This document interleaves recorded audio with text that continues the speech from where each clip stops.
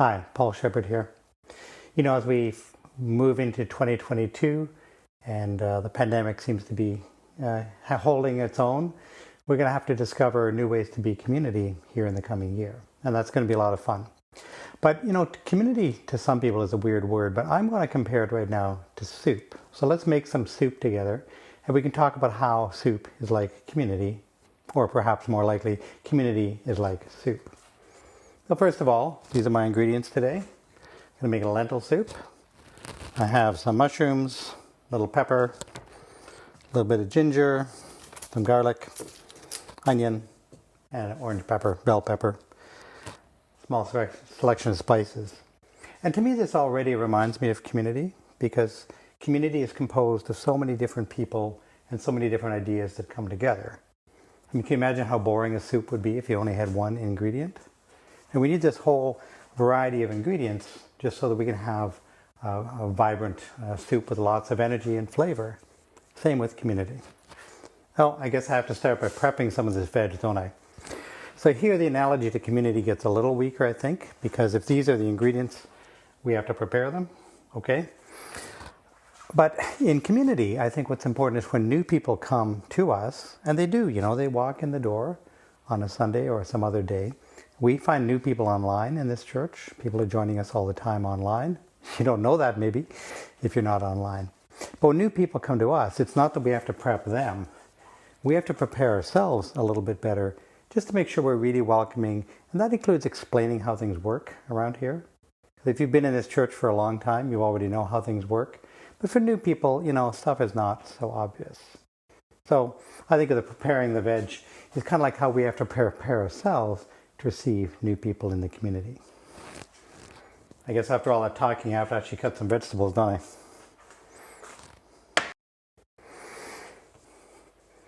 There, that was faster than I thought it would be. So now all we're going to do, of course, is take all these vegetables, put them in a pan, fry them with a little bit of oil.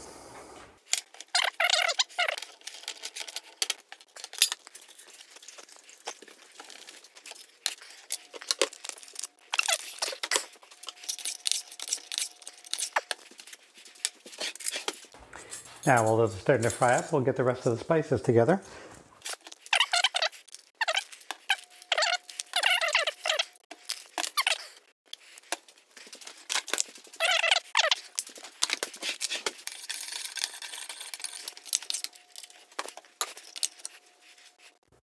Now, this is the part where I usually start smelling things, so I get a bit hungry, and then I think, why does this take so long? But that's a metaphor for that in community as well. It takes time to build meaningful relationships. It takes time to create safe space so that people feel free to be who they truly are in a community. So, sometimes you just have to wait. And part of waiting is self-care.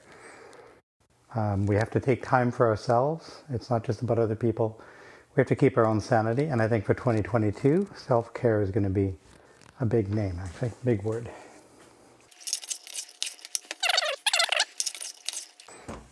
Put way too much oil in because it glogged out of the bottle, but oh well. Life is full of new experiences, right? But the coming together of different flavors, textures, this is what makes good soup and what makes good community. Because community is where we can all come with our own flavor, our own texture, and we become one in very special ways as we respect each other, as we care for each other. I'm just waiting for the vegetables to get just a little bit more done, and then we're going to add the spice. So now we can add the spice. Before it eats a hole in the bowl, And here's my best cooking tip. When you're done with a dish, rinse it right away.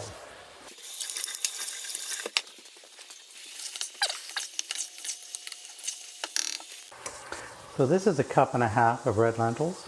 So the ratio for water to lentils is 3:1. So we need 4.5 cups of water. I've pre-boiled some water to speed this up.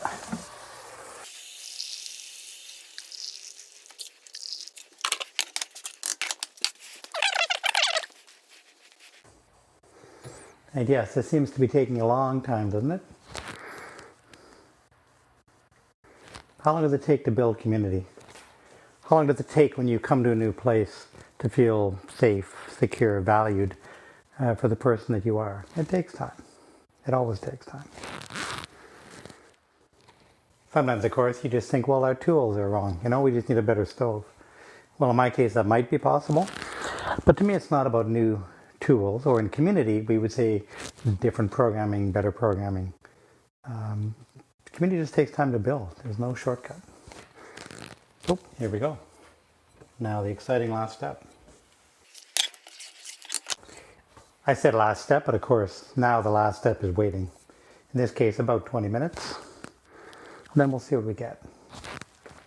And I wanted to show you the ingredients I put in because I hope some of you had a reaction to them. Like maybe you thought it's crazy to put ginger in this soup. Maybe some of you thought I didn't put enough of something else in. Some of you thought I should have more onions. We had those cooking club groups in the fall, October I think it was. And I made a lentil soup as well, not so many ingredients. And I remember with the light, somebody was cutting up the onion and they got this huge pile of onion. Of course, it melts down to nothing when you cook it. But I encouraged everyone there, don't judge a soup when you're making it, as you're cutting it, as you're stirring. You have to wait. You have to let the flavors come together. Wait till you actually eat the soup, and then that's a good time to decide what you think of it. Because it's too easy to judge in advance. And as we taste it, we'll discover we have different tastes, of course. Remember with the soup in the church, one person who tried the soup said, "Oh, way too much onion." And somebody else instantly said, and not me, somebody else instantly said, "Oh no, I love this." Community is different. And how do you even know when this is done? Well, the red lentils are these little, things that look like seeds. As they cook, the husks break down completely. So this will turn into something kind of like consistency of our runny toothpaste. You won't see any husk or shell at all. But even so, it can be hard to know when you look at it. Is it really done? Is it really done? And same with community, of course. When is community done? When are we done building the church? When are we done? We're never done. We're always just adapting, integrating new ideas. And I think this will continue into 2022 because the pandemic is so enduring, let's say, in the sense of sticking around. We're going to have to keep trying to find new ways to be community in the church. And we tried a bunch of things in the last almost 2 years. Some of them worked really well, some didn't work so well. But this is going to be an ongoing experiment where we experiment with different ways to be community, different ways to hear each other, to engage with each other. And I hope as different people will be trying different things, of course, across the church, that when there's a new idea, don't judge it until you taste it, like the soup. Because even those of us who are trying new things in the church, and I'll be one of them, I won't be the only person trying new things.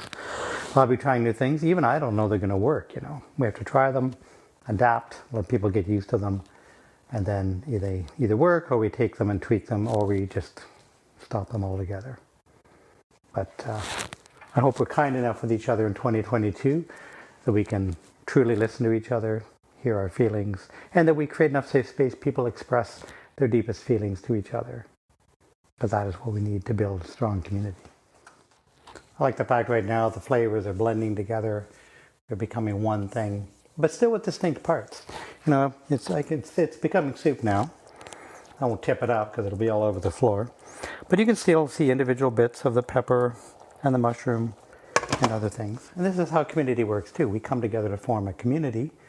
But we're still individuals, We don't lose our identity by coming to a church. We just become a community of individuals who have some common dreams, common hopes, common aspirations. And where we have differences of opinion, well, we deal with that too. In any case, as I'm smelling this soup, I just need to ask, what kind of community do you want to build in 2022? In what new ways do we want to reach out? What are ways we want to preserve who we've always been? Because those are important too. Not everything is changing, But what ways do you imagine Sydenham-Heritage United Church being community in 2022? Using either past ideas or new ideas? What experiments do you want to try? What do you want to do differently? Because we still need to get together in spite of whatever else is happening. What's your dream? My dream right now is to try this soup. Yeah, I guess you won't get to taste this soup anyway, so I guess maybe we could stop here. I'll tell you about it later. But just remember, the key to this and the parallel I'm trying to make between soup and community is for us to realize, well, what kind of soup are we trying to make? What kind of community are we trying to build here at Sydenham-Heritage? And part of that, as I said, community is a mixture of things, but still with individual elements to it. What role do you want to play in that? What ingredient are you in this community that we call Sydenham-Heritage United Church? What ingredient are you, and how can you express yourself in ways that are well received? We're all in this together. You can't separate the soup out now. If you say take out the ginger now, sorry, too late. We are all in this together. And I wish all of us the blessings of 2022 and a new year that will be interesting. I'm pretty sure we can guarantee that anyway. And, there will be roadblocks along the way, ups and downs. We will laugh together. We will cry together. But that's what life is all about. So have a fantastic 2022. Take care.